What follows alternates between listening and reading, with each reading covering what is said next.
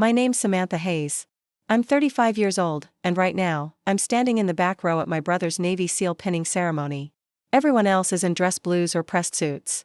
I'm in civilian clothing, unnoticed by the people who once called me daughter, sister, soldier. To them, I'm a dropout. A quitter who couldn't hack the pressure. What they don't know is that I'm a colonel in the Air Force Special Operations Command, tasked with missions so covert that my own blood thinks I failed. The irony. The man standing proudly beside my brother, his commanding officer, just spotted me. His eyes widened slightly, recognition flashing in his expression. But before I explain what followed, I need to ask, have you ever been underestimated? Have you ever had to pretend you were less so others could sleep comfortably in their illusion of superiority? Drop a like if you've ever had to hide the truth about your accomplishments. And let me know where you're watching from, because this story is for every silent warrior who's had to play small. I grew up in San Diego, raised under the towering shadow of my father, a retired Navy captain named Thomas Hayes. Patriotism wasn't just a value in our house, it was gospel. Walls were covered with medals, flags, framed commendations. Dinner tables were command briefings. Conversations? Always war stories, tactical discussions, or praise for military codes. The only acceptable career path was service. Excellence wasn't a goal, it was assumed. Jack, my younger sibling by 3 years, absorbed every tale with bright-eyed wonder. I listened too. I ran drills before dawn, studied from Dad's war college binders, and aced every exam. When I received my acceptance letter from the Naval Academy, I cried. Not because I doubted I'd make it, but because I'd finally earned my father's attention. He hugged me that day. I'd waited 18 years for that. Don't mess this up, he said, gripping my shoulder. This is your chance to prove you belong. And I did. More than anyone could have expected. I graduated near the top of my class, scoring high marks in both strategic coursework and field tests. What no one knew was that in my 3rd year, something happened, something that would change everything. A quiet approach from 2 plainclothes operatives in the back of a lecture hall. They weren't instructors. They were intelligence. And they had an offer. A role in a classified operation. That demanded secrecy beyond even military standards. I'd need to disappear, not from the world, but from the narrative my family believed. To maintain operational security, I had to adopt a civilian cover. The agency decided the cleanest story was academic failure. A washout. Someone who couldn't cut it. I accepted, believing that one day the truth would emerge. I figured, eventually, there would be a reckoning. That assumption couldn't have been more wrong. When I returned home after the staged exit, my mother barely met my gaze. After everything your father did to get you noticed, she murmured, eyes downcast, you just walk away? I wanted to explain. I really did. But everything about my new life was classified. Even the tears I held back were off limits. Dad never raised his voice. He didn't have to. He simply stopped acknowledging me. At holidays, he'd beam while recounting Jack's accolades, his rising GPA, his commendations, his leadership roles. When anyone asked about me, Dad would mutter something vague, she's doing some admin thing, and pivot the conversation. Thanksgiving became an endurance test. My cousin Melanie, tactless as ever, leaned across the mashed potatoes and asked, still filing papers at that insurance firm? That was my pre-approved cover story, low-level corporate drone. Designed to be uninteresting, it did the job. Still there, I replied, forcing a smile. Steady work. Her smirk said enough, but behind the curtain, my reality was wildly different. My assignments took me to undisclosed zones, briefing international allies, neutralizing threats, rescuing captives. None of it existed publicly. Medals were stored in Pentagon safes. Citations bore code names, not real ones. I couldn't post about promotions or share a photo of a classified briefing room. Meanwhile, Jack was celebrated for every single step along the way. Even when I was being flown out on back-channel missions, risking my life for a country that thought I failed, my parents couldn't stop talking about his potential. When I earned my major's insignia, my mother was planning a graduation party for Jack. My dad toasted his son's achievement with bourbon in hand, declaring, "This family has produced another Hayes worthy of the name."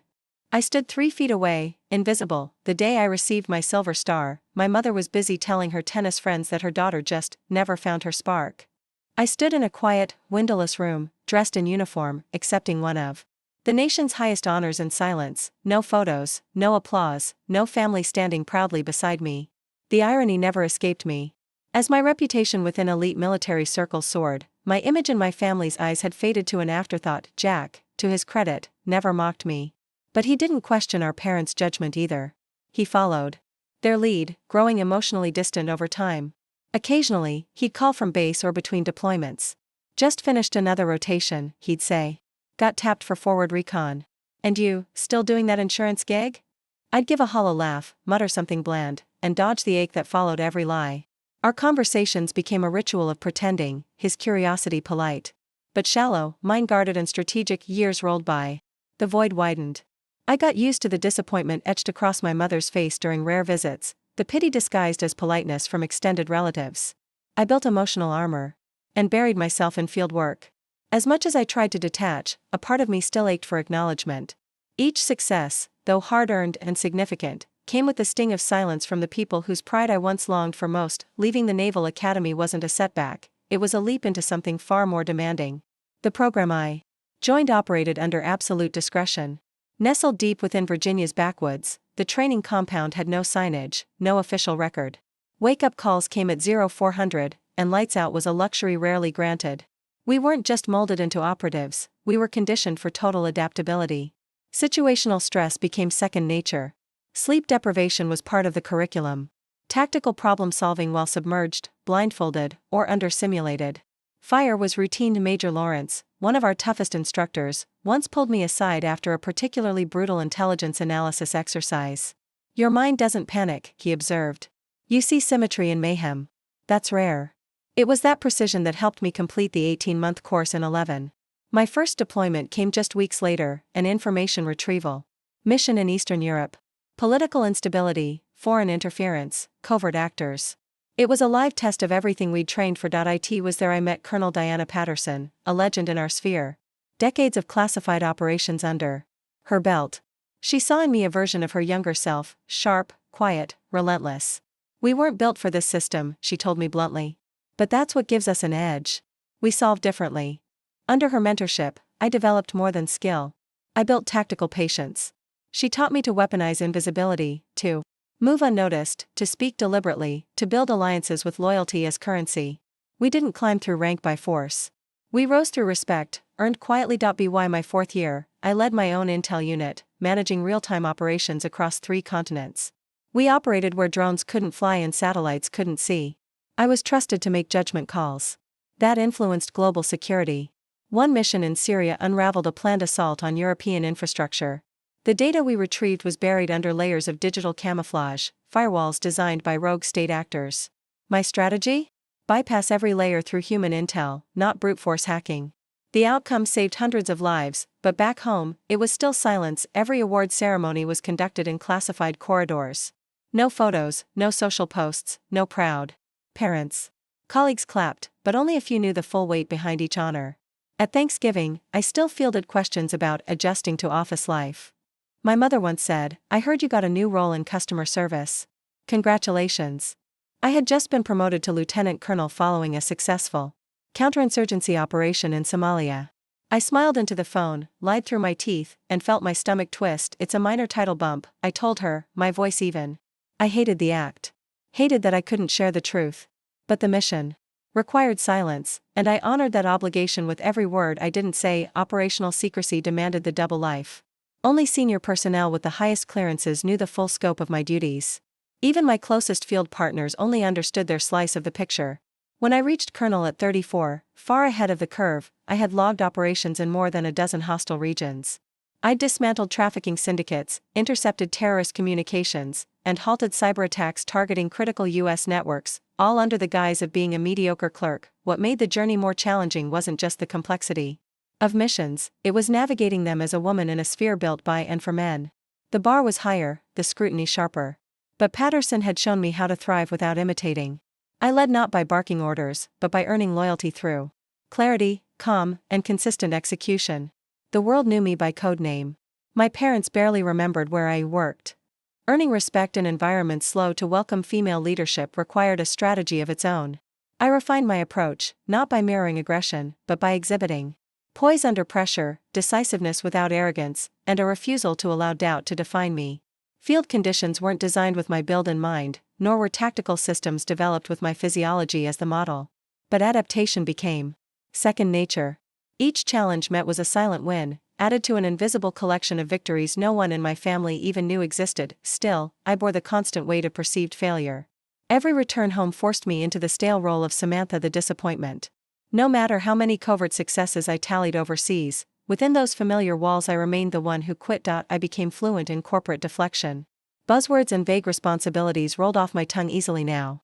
I'd mastered the art of redirection, pivoting conversations to Jack's milestones, offering just enough to end the inquiry without inviting suspicion. Over time, maintaining this dual existence became draining. The contrast between who I truly was and who I pretended to be around my own blood grew harder to manage. There were moments that pierced even my toughest armor, snide remarks from my father about quitters, cousins offering career advice as if I were drifting aimlessly, and that silent, sour expression on my mother's face whenever someone praised Jack. But no matter how deeply the words cut, I refused to jeopardize the work. Our country's safety came first.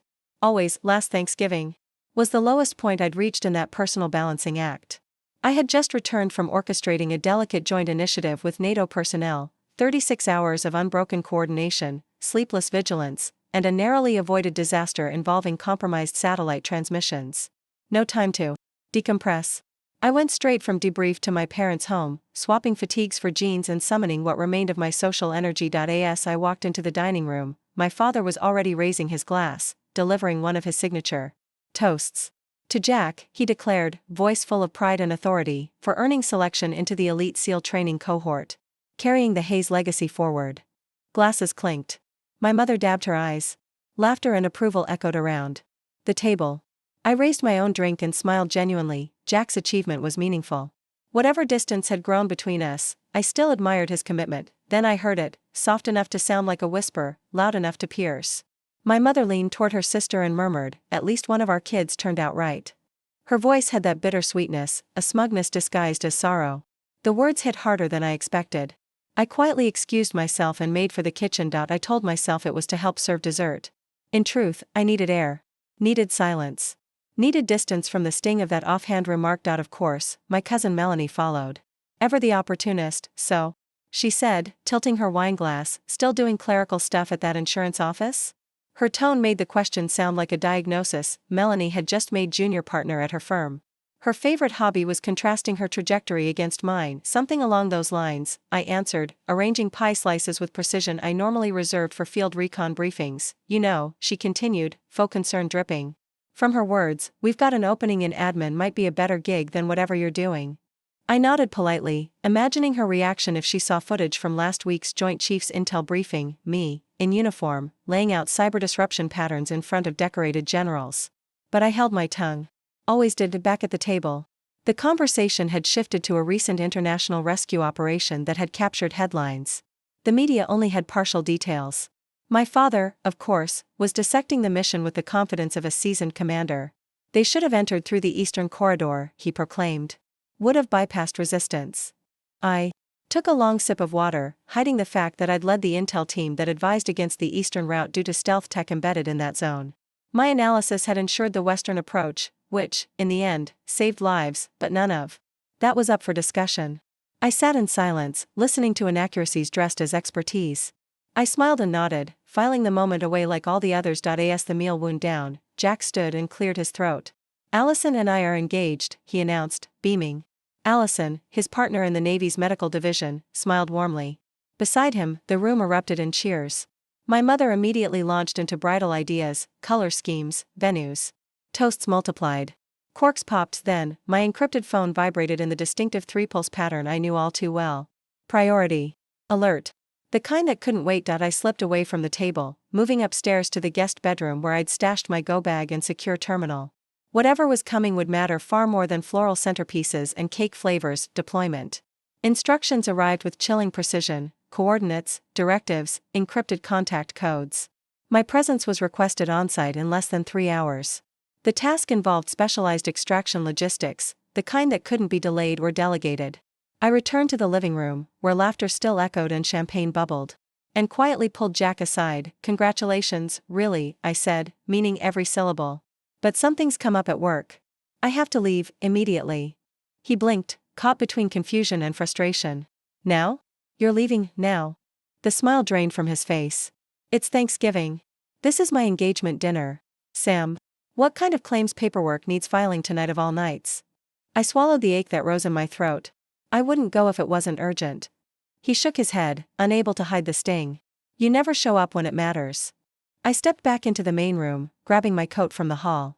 My mother glanced over and saw me slipping it on. Of course she's leaving, she announced flatly to a nearby cousin. Some people just don't know how to prioritize what's important. Her tone wasn't loud, but she wanted me to hear. I spotted my father from across the room.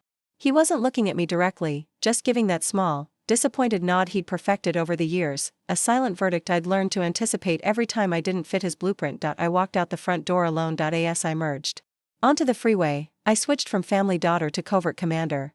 My thoughts recalibrated automatically: contingency protocols, target overlays, operational readiness. My gear was stored in a secure location less than an hour away. I would retrieve it, brief the team, and initiate the mission. Behind me, my relatives toasted love and milestones. Ahead of me, lives waited to be saved. The assignment pulled me out of the country for several weeks, past Christmas, well into January. Our efforts culminated in the successful recovery of a group of international aid volunteers who had been captured near a volatile border. The media never covered the story. The families of those rescued never knew who orchestrated their return. And I, once again, received a commendation that would be locked away in a classified file. Upon returning stateside, I found voicemail after voicemail from my mother. No concern. No curiosity. Just cool indignation. You weren't there, she said during our eventual call, her tone razor sharp. Your brother needed you. Your family needed you. I tried to respond gently. Mom, I had an emergency. So did we, she snapped. It was Jack's moment. And you vanished, again. I wanted to scream the truth, that during his proposal toast, I was guiding a field team through enemy territory, communicating via encrypted satellite to coordinate a midnight airlift. Instead, I said nothing. The chasm widened. It didn't matter that I'd prevented a humanitarian tragedy. What lingered in their minds was the empty chair I'd left at the table. The strain deepened as Jack's graduation from SEAL training approached. I debated whether to go. Every instinct in me said to stay away, to avoid further scrutiny, more whispered judgments. But something stubborn refused to yield. I didn't want to miss another turning point in his life, even if mine remained invisible. To them, requesting leave took maneuvering. High-level clearances meant layers of protocol. Still, I secured a 24-hour window. I packed civilian attire, selecting slacks and a blouse subdued enough for the occasion but crisp enough to honor the discipline I lived by. Even stripped of insignia, I couldn't help but carry myself like a soldier. The morning of the ceremony greeted me with golden light and clear skies, the kind of postcard weather that Southern California seemed to specialize in. It felt almost mocking. I approached the Naval Special Warfare Command facility quietly, a ghost among families waving flags and beaming with pride.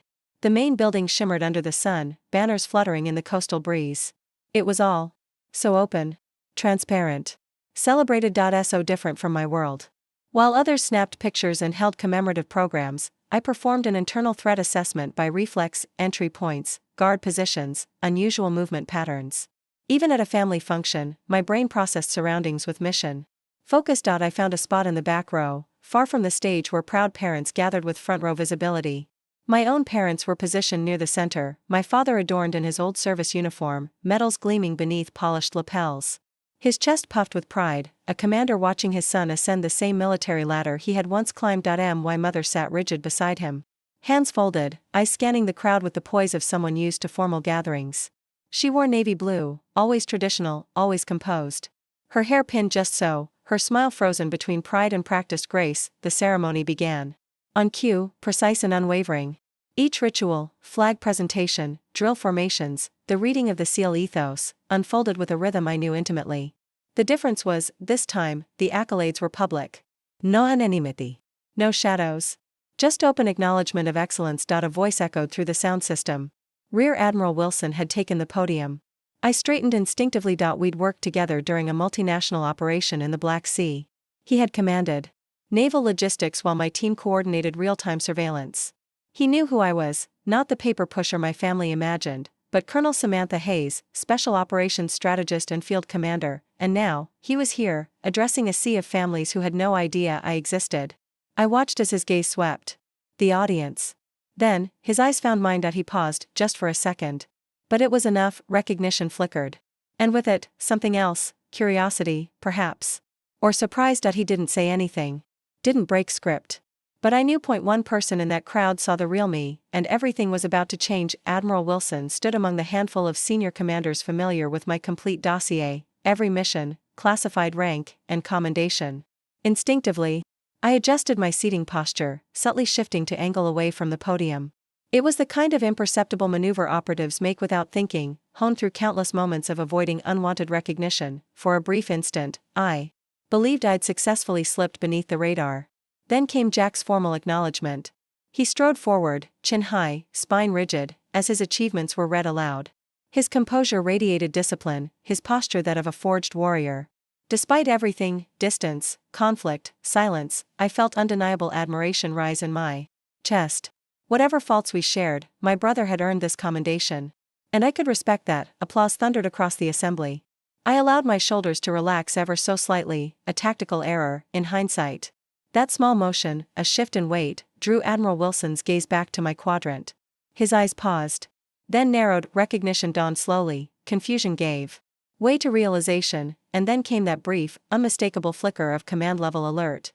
A decorated Air Force colonel, embedded in plain sight, dressed in civilian clothing at a Navy SEAL graduation, it was the kind of anomaly Wilson wouldn't ignore. Our eyes locked.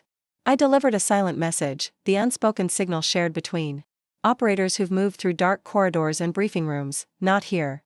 Not now. He gave a near-invisible nod, an acknowledgement. An agreement. At least, I hoped so. The ceremony moved forward, each phase ticked off with the precision and order military rituals demand. I began constructing my exit plan, intent on slipping away after offering Jack a brief word of congratulations. Extended conversation with relatives or parents was not part of that equation, but as the proceedings concluded and families surged toward the graduates, I caught something in my periphery, Admiral Wilson speaking with another uniformed figure. Subtle hand motions. A glance in my direction. My pulse tightened. That figure, Commander Brooks, had collaborated with my intelligence group during an anti-insurgency campaign in the Middle East. He knew me. More than that, he knew who I really was. Now, both officers were clearly preparing to engage. I rose, angling toward the parking lot. But the crowd, energized by the post-ceremony energy, funneled in the opposite direction. Instead of the exit, I found myself swept closer toward the family gathering zone, toward Jack, my parents, the very people I wanted to avoid. Suddenly, the current broke. Admiral Wilson cut through the sea of bodies like a blade through fog. His presence alone commanded space. People instinctively moved aside, granting him passage without protest. I stood still, every instinct alert. Colonel Hayes, he said, voice crisp, unmistakable over the murmuring din. Didn't expect to spot you here today. The title detonated like a flare. Silence fell in our immediate vicinity. Heads turned. My parents froze, expressions caught mid-celebration. Jack blinked, confusion flooding his face. I responded with automatic precision, spine straightening, voice steady. Admiral. A pleasure. Last time was during the operation in the Gulf, if I recall correctly. He smiled, clearly unconcerned, or possibly unaware, that he'd just detonated years of constructed fiction. Your intel during that mission was flawless. Operational success wouldn't have been possible without your team's insight. Saved dozens of assets. My mother gasped. Her hand flew to her mouth. Jack stared at me, expression fractured, half joy, half disbelief. My father's lips parted, but no words emerged. He looked down at his own ribbons, then back at me, as if recalibrating. Everything he thought he knew, Colonel? He finally said, the title foreign and brittle on his tongue. Admiral Wilson followed his voice, glancing at the trio clustered beside Jack. His brow arched as understanding clicked into place. Captain Hayes, he said, nodding toward my father. Didn't realize the colonel here was your daughter. I didn't move. Didn't breathe. She hasn't told us, my father muttered. Not angry. Not defensive. Just disoriented. Before I could interject, another voice entered the circle. Colonel Hayes, Commander Brooks greeted, extending a firm hand. Outstanding work during the Antalya coordination. We've integrated your extraction framework across multiple theaters since. Tremendous strategic value. Each word carved through the facade I'd spent over a decade curating, the charade, those made-up office roles, the fabricated promotions, the invented paperwork, dissolved like smoke. Nothing left to hide behind. I glanced toward my mother. She looked pale, as if trying to place this version of me in the memories she carried. The woman in front of her didn't match the narrative she'd built, one of disappointment, wasted potential, and missed birthdays. Samantha, she finally whispered. I don't understand. I understood everything. What exactly are they discussing? My mother asked, eyes darting from me to Admiral Wilson. The Admiral, reading the moment with practiced precision, addressed my parents directly. Captain Hayes. Mrs. Hayes, he said, voice steady. Your daughter plays a critical role in our nation's most sensitive special operations. Her intelligence contributions have been extraordinary. That can't be, my father interrupted, voice clipped and certain. Samantha left the academy. She works in insurance. Air Force, Admiral Wilson replied, correcting without hesitation. And not only that, her rank reflects years of exceptional service. The civilian career? That would be her official cover. Quite routine for officers in her unit. Jack took a step forward, his seal trident gleaming on his chest. Sam, is this real? The moment I'd always imagined, feared, rehearsed, buried, had arrived without ceremony or protection. Years of concealment strained against the weight of sudden exposure. I took in their faces, disbelief, uncertainty, betrayal. Still, I knew the lie could no longer be sustained. It's true, I said simply, letting the truth settle where denial once lived. My father stared, gears turning behind his eyes. You're actually a colonel in the Air Force? Assigned to Special Operations Command, I clarified. Intelligence Division. I was selected straight out of the academy for a classified program. That dropout story? That was scripted. The admission reshaped the energy around us. Officers nearby, recognizing my name and face, began drifting closer. A major from Joint Special Operations offered a respectful nod. Colonel Hayes's data altered our entire tactical framework during the Mogadishu intervention, he added, his tone matter-of-fact. My mother swayed slightly, grabbing the back of a folding chair. For support. Her foundation, the narrative she'd carried for over a decade, was cracking. I couldn't tell you, I said gently, voice low. My assignments are heavily restricted. The false job, the limited contact, it wasn't personal. It was protocol. Jack, now watching me not as a sibling but as a fellow service member, began processing the implications faster than either of our parents could. You missed my engagement party because? I was coordinating an emergency extraction in Eastern Europe, I explained. Time sensitive, high risk. I couldn't delay, and I certainly couldn't explain. My father had collected himself, switching into a mode I recognized, strategic assessment. What's your clearance level? He asked, though I suspected. He already understood the answer, higher than can be disclosed here, I replied, which confirmed more than it concealed. All around us, the buzz of celebration continued uninterrupted. Graduates hugged, parents cried, cameras flashed, oblivious to the transformation occurring in the quiet epicenter of our family unit. For the first time, the divide between who I was and who they believed me to be had collapsed. Admiral Wilson, recognizing the deeply personal nature of the moment, prepared to retreat. Captain Hayes, he said, turning to my father, your daughter's record is nothing short of exemplary. While much of it is sealed, I can assure you, her service has made a significant impact. He turned to me with a nod that held both respect and recognition. Colonel, I'll see you at the upcoming joint briefing. As he walked away, the separation between my two identities, decorated operative and supposed underachiever, dissolved for good. There was no reassembling.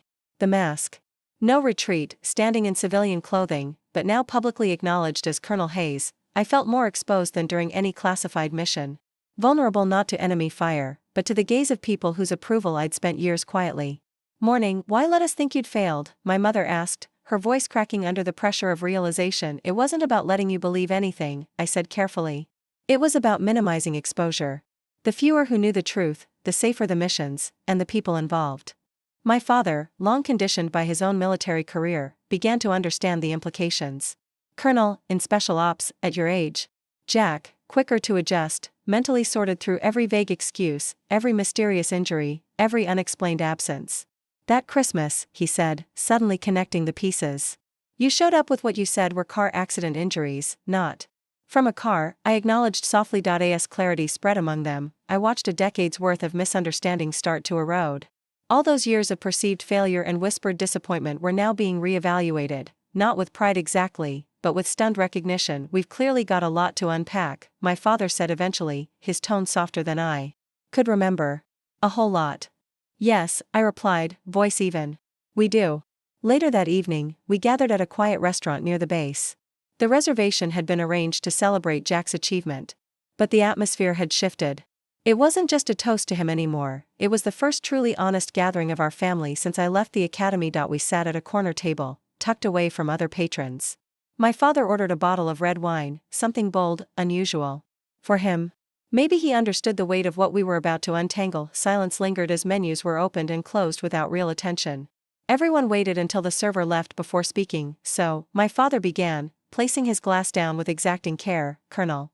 "Not a question. Just a statement." And this time, I nodded. "That's an incredibly accelerated trajectory," my father remarked, the career officer in him instinctively calculating the timeline. "Especially, for someone in that division." His voice dipped slightly at the end, acknowledging the gravity of what special operations implied. "It wasn't a conventional route," I replied. "The program I entered evaluates advancement based on mission outcomes rather than time and grade milestones. Field performance fast-tracks everything." Across the table, my mother stirred, her silence finally breaking. "All those times we thought you were just being flippant. Missing holidays. Ignoring calls. We figured you didn't care." "I was deployed," I said gently, finishing her thought. "Often in undisclosed locations. Doing things I still can't talk about." Jack leaned forward, his curiosity layered with growing respect. "That scar on your shoulder, the one you had during Christmas 2 years ago?" "Kabul, ansveret kuyutli." "Extraction went bad." My father's jaw tightened. No explanation necessary. He knew what went bad typically meant. "Not all teams came back from those, and we were chastising you over family pictures," my mother muttered, her voice shrinking under the weight of realization. Her hand hovered over her chest as if steadying a sudden emotional tremor. "The server returned with salads, temporarily pausing the conversation. We all murmured thanks and resumed the delicate dance of unraveling truth once he stepped away. Then, the question my father had clearly been holding returned to his lips. "Why the Air Force?" he asked, eyes narrowing. "You were enrolled in Annapolis. That's not exactly a stepping stone into blue uniforms." A small smile tugged at the edge of my mouth. "Of course, that would be his primary concern, the breach of branch loyalty. The unit that recruited me falls under a joint command. Technically, it's administratively nested within Air Force Special Operations. But the work itself crosses branches. What I do aligned with their structure more than the Navy's." "What kind of work?" he asked, more softly now. "Target recognition under combat conditions. Strategic data synthesis in unstable theaters. Long-term asset coordination. Other responsibilities I'm not cleared to explain." Jack let out a low whistle. "That's serious Black Ops stuff, Sam." I nodded. My mother's fork hovered midair. "But we're your family," she said. "Why keep us in the dark all these years? Why let us believe you just fallen short?" "Because the integrity of the mission depended on it," I explained, tone calm but unwavering. "Compartmentalization isn't optional in my world. One loose conversation, even with someone trustworthy, can unravel entire networks. The backstory I gave you wasn't personal. It was issued. For 12 years, my father pressed. Though his demeanor remained composed, the disappointment beneath the surface cracked through in the tremble of his words. "Not a single ounce of honesty? That's the trade-off," I said, looking him squarely in the eye. "And you, of all people, should understand that." He stared back, the soldier in him acknowledging what the father wanted to reject. Eventually, he looked away, chewing the inside of his cheek in conflicted silence. Our entrees arrived, plates full of steak and roasted vegetables. But the meal felt peripheral, just a background act to the drama at our table. Jack cut into his food, then chuckled softly. "So, every time I went on about my career and training, I was talking to someone briefing Joint Command?" "Pretty much," I admitted, a smile tugging at my lips. "Though I never minded. Your achievements are impressive, Jack. Different role, different risks. You've earned every bit of it." He groaned and shook his head. "I must have sounded ridiculous." "Not at all. You sounded proud," I said. "And you should be." My mother, still barely touching her food, placed her utensils down with a soft clink. "I keep hearing echoes of everything we've said to you over the years. The disappointment we never hid. The comments at dinners. The insinuations. If I had known, you couldn't have," I replied quickly. "That's the nature of the work. Secrecy isn't cruelty, it's survival." She reached for her wine glass, fingers trembling slightly. "I thought I'd failed you as a mother," she murmured. "That you'd lost your way. That I hadn't done enough." I met her gaze. "You didn't fail me. You just didn't have the whole picture." Across from me, my father sat straighter, absorbing the truth through the filter of a military man forced to reassess his own daughter's path. "You said the program recruited you straight from the academy?" he asked, his tone more inquisitive now than confrontational. "Technically before I finished plebe year," I clarified. "I was pulled into a closed-circuit evaluation based on academic and psychological profiles. The dropout was staged to match the cover I'd need later. It wasn't voluntary, but it was necessary." He shook his head slowly, as though struggling to connect the dots. "So all those years, I was flying into conflict zones under assumed identities. I finished training foreign units, tracking hostile networks, building local partnerships, occasionally extracting friendlies under fire. And we were mad because you didn't bring a dessert to Thanksgiving, Jack muttered, shaking his head in disbelief, that drew a small, genuine laugh around the table. Tension broke slightly, like the air finally being let out of a balloon. That had been overinflated for too long. I'm still me, I said quietly. I just haven't been allowed to be myself with any of you. Until now. My father leaned back, staring at me like he was seeing a completely new person, and yet not. I'm not sure how to process all of this, he admitted. It's going to take some time. That's okay, I replied. I've waited a long time for the chance to even begin this conversation. You couldn't have known, I said softly, but we should have trusted you, my mother replied, her voice breaking as tears welled up in her eyes. We should have realized something deeper was happening. We didn't even try to ask. We just gave up. The weight of her honesty filled the space between us. There was no defense against it. They had given up, constructed an identity for me that fit their assumptions rather than reality. The narrative of a failure. A daughter who hadn't lived up to expectations. It had been easier for them to believe that than to imagine a more complicated truth. My father, ever uneasy with emotion, shifted gears. Admiral Wilson mentioned an upcoming briefing, he said, his tone crisp. Something about a pending promotion. Are you in the running for general? I nodded slightly. It's being discussed. Nothing is official yet. His eyebrows shot up. At your age? It would be atypical, I acknowledged. The nomination is tied to the outcome of the Tavros operation. That's all I can disclose. My mother wiped beneath her eyes with a cloth napkin. And we wouldn't have heard about it, any of it, if today hadn't happened, would we? There was a pause before I answered. No. Not like this. You might have found out I wore a uniform eventually, but the specifics, rank, assignments, operations, they would have stayed classified. Our dinner continued with a strange rhythm. Questions I could answer flowed between ones I couldn't. Some responses were clear, others couched in ambiguity, limited by clearance barriers that still held firm. But for the first time, I wasn't lying. My family was finally seeing the faint outlines of my reality, even if most of it remained shrouded. After the meal ended, my parents invited me back to the house. I hesitated briefly, then accepted. It was the first gesture of reconnection I'd felt in years. The drive was quiet, contemplative. We said little, but the silence no longer felt cold. It felt unfinished. At home, my mother disappeared down the hallway and returned a few minutes later with a cardboard box in her arms. The flaps were slightly bent, corners worn down from time and storage. I kept these, she said, placing it gently between us on the coffee table. Even when I didn't understand why you wanted them gone. Curious, I opened the lid. Inside were fragments from a life I'd carefully buried, my midshipman's cap, academic medals, photographs, old letters, a faded journal. Pieces of a person who supposedly had dropped out in disgrace. You saved all this? I asked, my voice catching. She sat beside me. Something in me never fully believed the official story. It didn't make sense. Not for the girl I raised. But I couldn't figure out a better explanation. I looked at her, seeing the quiet pain in her expression. She hadn't just been confused, she'd been grieving someone she thought she'd lost. And now, after more than a decade, she was meeting the real version of that person again. Across the room, my father nursed a glass of scotch. After hours of unraveling secrets, he'd settled into a contemplative quiet. Eventually, he spoke. I was the hardest on you, he admitted. I made it personal. Took your supposed failure as a reflection of me. I saw your choices as rejection, not redirection. There was no bitterness in his tone, only recognition of his part in the damage. I understand, I said truthfully. It wasn't easy maintaining the cover, especially with you. But it was never about hurting anyone. It was my assignment.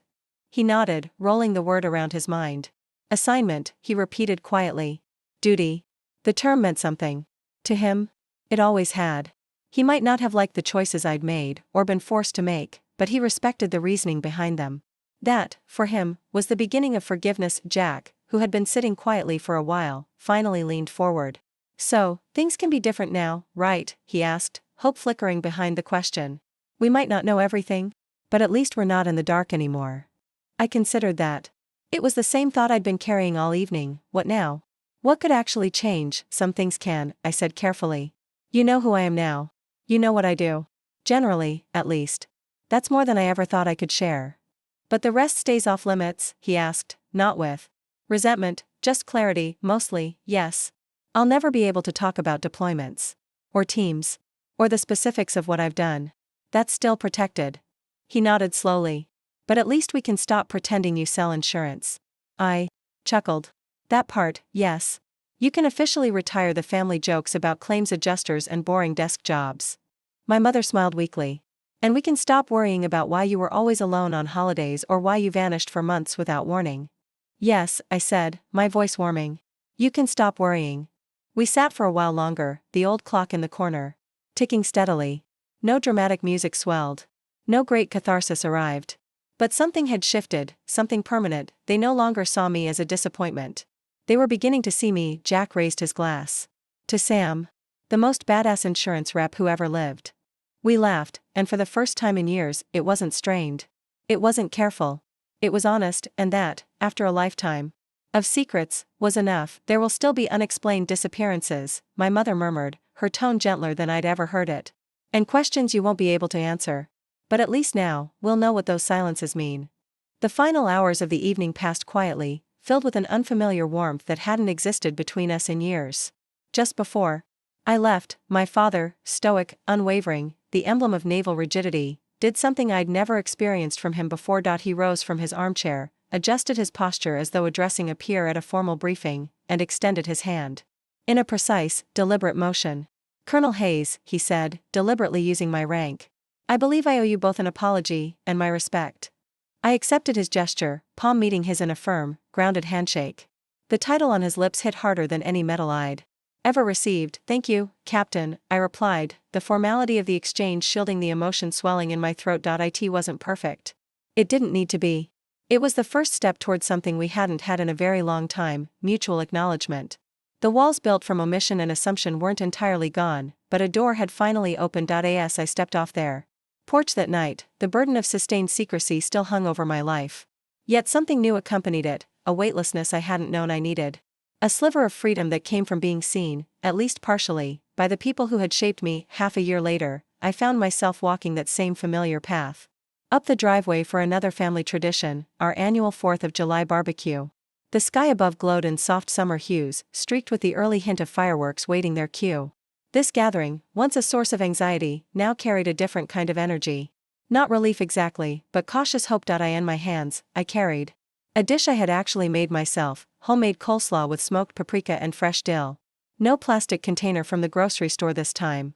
I was participating, not just attending. As I neared the yard, I spotted a cluster of retired officers gathered around the grill, trading stories and laughing with that particular cadence only career servicemen carry.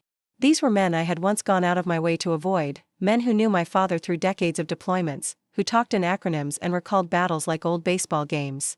They spoke the language of duty fluently, and their presence used to make my cover story nearly unbearable. Today felt different. My father caught sight of me and gave a subtle nod. It wasn't a salute, but it held the same weight.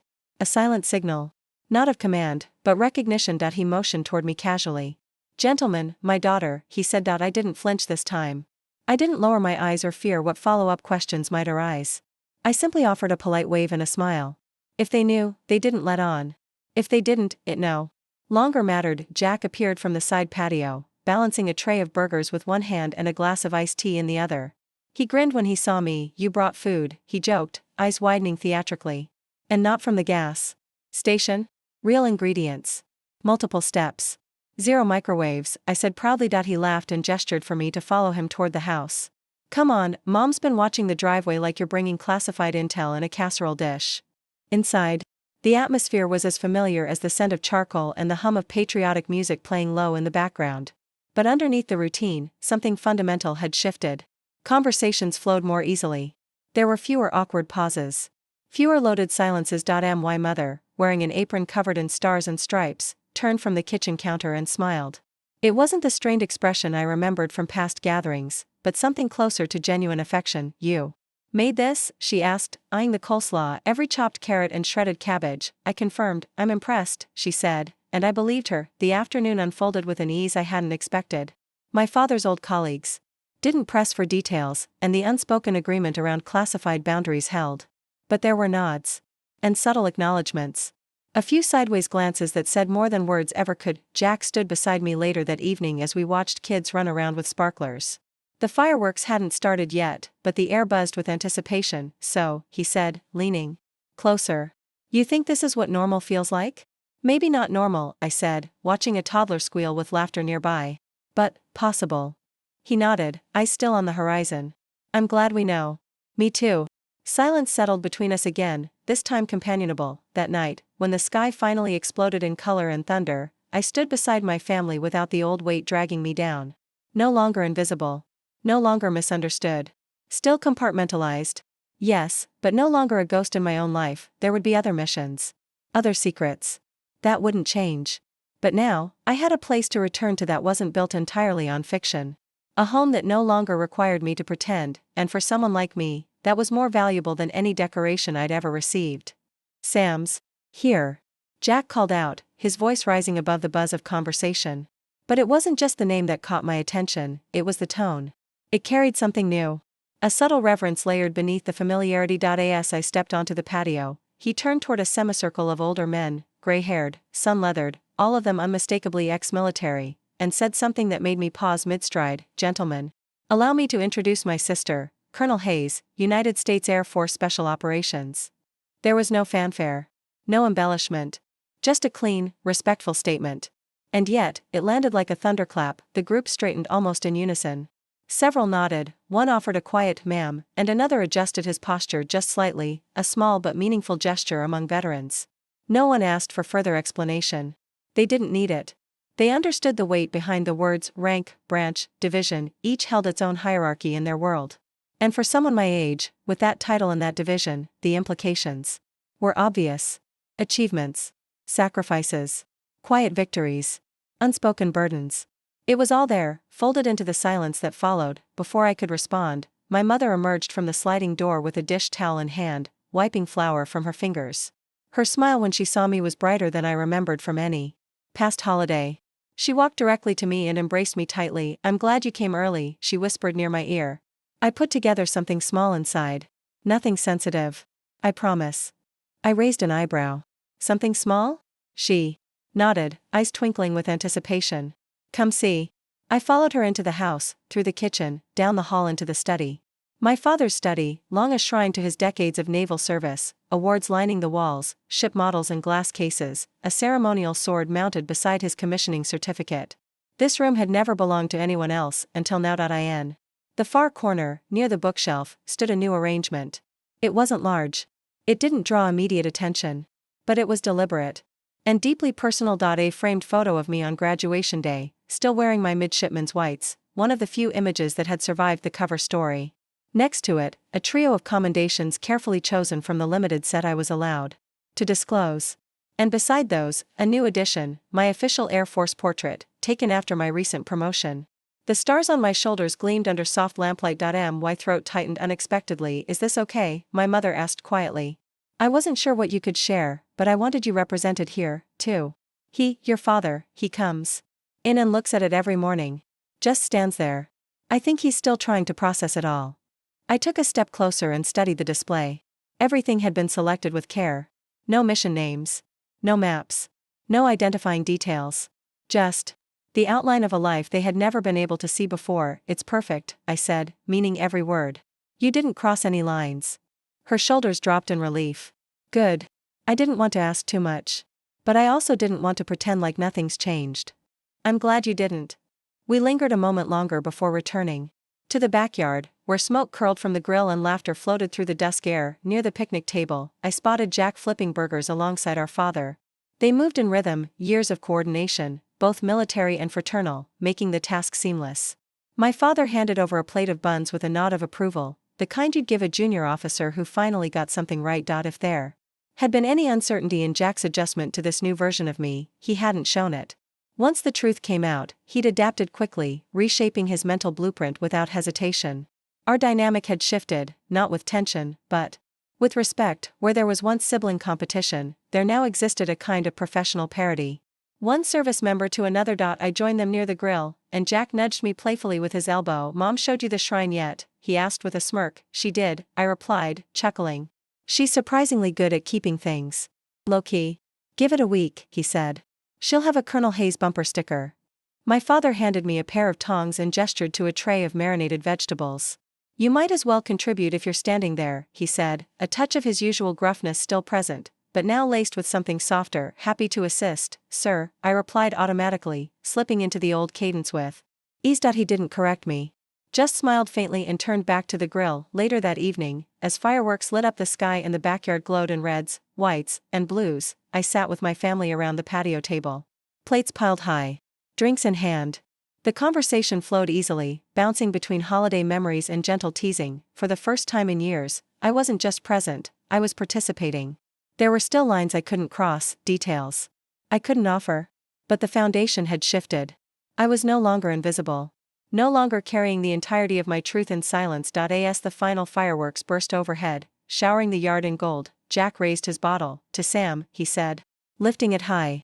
To our sister, our colonel, and the best-kept secret this family ever had.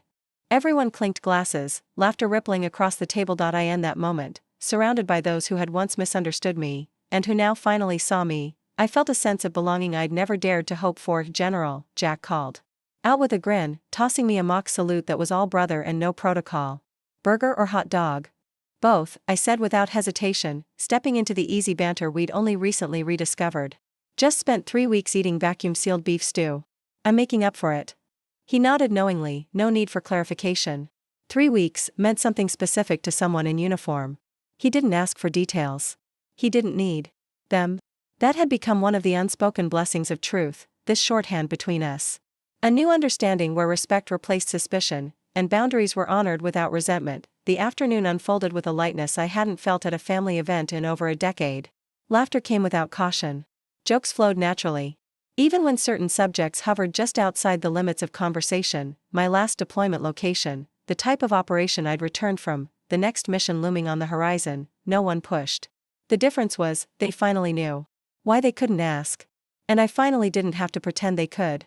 My father, never one to offer sentiment openly, expressed himself in his own language, action. He didn't sit me down for a heart-to-heart or try to retroactively fill the void of lost years. Instead, he walked me over to old colleagues of his from the Navy and introduced me in a way that required no embellishment. This is my daughter, he said, pride lifting his voice subtly. Colonel Hayes, Air Force Special Operations. They responded with handshakes and nods, measured, respectful, not the kind extended to a family tag-along. These were exchanges between equals. And when discussions around military readiness or interbranch collaboration emerged, he turned to me for input without hesitation. Sam, what's your take on that airlift strategy they tested in Kandahar? Not just inclusion, deference. That unspoken shift in status did more for our relationship than 1,000 apologies ever could. As daylight began to fade and the scent of charcoal gave way to the first fizzing trails of fireworks, we gathered on the lawn for the traditional Hayes family photo. It was always the same, my mother orchestrating everyone into position like a general deploying troops, Jack goofing around until the last possible second, and my father insisting on, just one more, with better lighting. But this time, I stood next to Jack not as the wayward sibling or the black sheep of the military family, but as his counterpart. A fellow officer. An equal in service, though on a different battlefield. There was no tension. No silent competition, just pride. My mother, arranging the line with her practiced eye, turned to the neighbor holding the camera. These are my children, she said, smiling warmly. Both serve their country. Just in different ways. The words were simple. But in that moment, they carried the full weight of a family that had been fractured by misunderstanding and now stood, tentatively but resolutely, in repair. Later, while laughter and conversation hummed behind us, I stepped away toward the edge of the yard to check a secure message that had just come through. Routine update. Nothing urgent.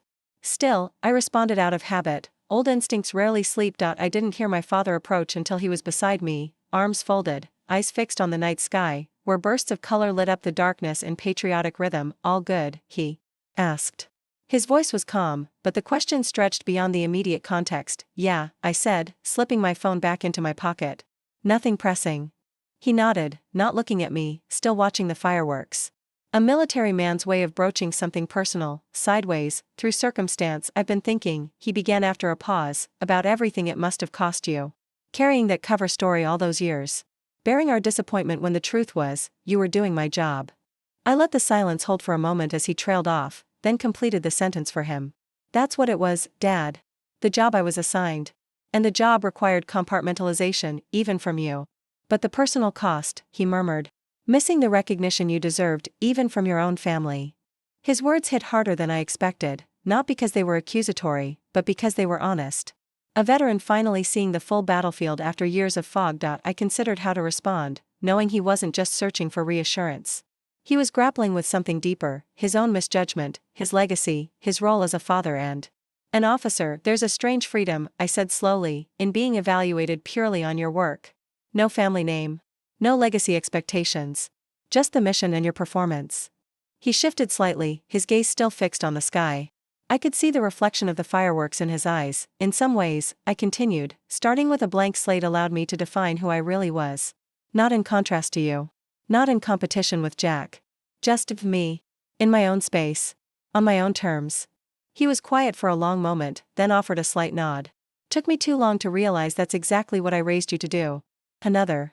Silence passed, not awkward but contemplative. You've done well, Sam, he added, his voice carrying the weight of a full career's worth of judgment, now finally retracted and rewritten. Better than I ever knew. And probably better than I'll ever fully understand.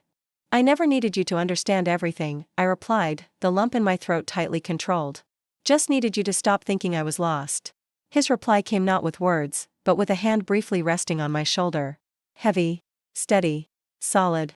The kind of gesture he might have used with a junior officer after a successful operation. We stood together in silence as the finale thundered. Overhead, the sky ablaze with light and color.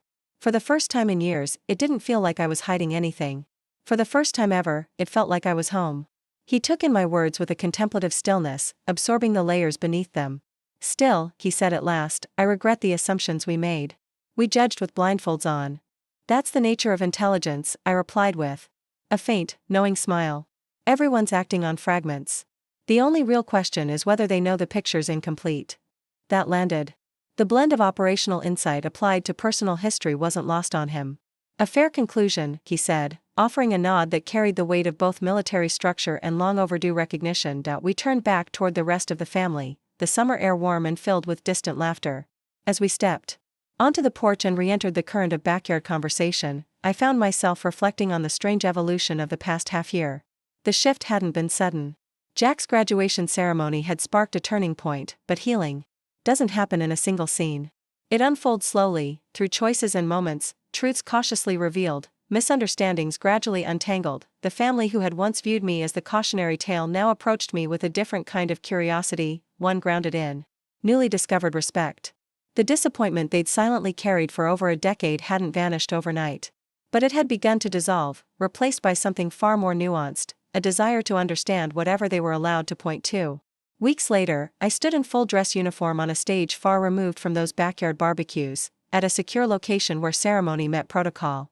It was the day of my official promotion to Brigadier General. The audience was filled mostly with high-clearance colleagues, government officials, and senior officers. Yet among the strictly vetted civilians in the family section sat three unmistakable figures: my mother, my father, and Jack. They wore their formal attire with pride but sat with expressions of something deeper than formality. For the first time, they were witnessing a version of my world not cloaked entirely in shadow. The citation read aloud during the proceedings offered no operational specifics. It couldn't. The language, expertly sanitized, credited, distinguished service in critical environments and strategic leadership under volatile global conditions. Anyone outside the classified circles would find it vague. But they understood enough now. Enough to hear between the lines. Enough to feel the gravity of the moment. After the final salute and the conclusion of the ceremony, I made my way over to them. My mother's eyes were full before I reached her. She wrapped her arms around me with a fierce tenderness I hadn't felt since childhood. I always knew, she whispered against my shoulder. I just didn't know how. Or why you had to hide it. I didn't answer. I didn't need to. The moment held more than words could. My father extended his hand, that same firm grip he'd offered when the truth first came out at Jack's ceremony. Congratulations, General Hayes, he said, voice tight with control. Then, something unexpected, his posture softened, and he pulled me into a brief but solid hug, one that said all the things he still struggled to vocalize. You've done us proud, he added. Very proud. Standing there with them, uniformed, visible, acknowledged, I realized the weight I'd carried for so long had shifted. The need to maintain silence hadn't disappeared. But the isolation that came with it had eased. I was still a custodian of secrets. But now I was no longer invisible. Later, as the day settled into quiet and my family and I shared a private dinner away from the military base, I found myself watching them in a new way. My mother chatting softly with Jack, her hands occasionally dabbing at her eyes. My father discussing past deployments with just enough generality to invite me in without requiring classified disclosures. The distance was still there. But now it was measured in understanding, not in absence. In that moment, I thought about how many people walk through life misunderstood, carrying private burdens while enduring misperceptions born of incomplete stories. Sometimes those assumptions are harmless. Other times, they carve deep fault lines in relationships, but if there's one truth I've learned through years of operating undercover, it's this: the absence of recognition doesn't erase the value of your work. And the silence required by responsibility doesn't diminish the worth of your choices. Some truths are loud, designed for medals and headlines. Others are quiet, lived out in unseen hours and unknown locations. Both matter, for those who've lived behind masks, whether for duty, survival, or simply because the world couldn't yet understand. You're not alone. Being unseen doesn't mean being unworthy. And the moment when light finally breaks through, even partially, can carry the weight of a lifetime of silence. Have you ever been underestimated? Have you ever had to hide parts of your life, not because you wanted to, but because you had to? If this story echoes something in your own life, drop a comment below. I'd be honored to hear how you've navigated being misunderstood, how you've carried your unseen victories, and if this journey of reconnection and revelation resonated with you, please consider liking and subscribing. I'll be sharing more stories that explore the hidden strength behind closed doors, the resilience beneath silence, and the moments where truth finally rises to the surface. Thank you for listening to mine, and remember, sometimes the strongest truths are the ones we carry for years, until the moment arrives when we no longer have to carry them alone.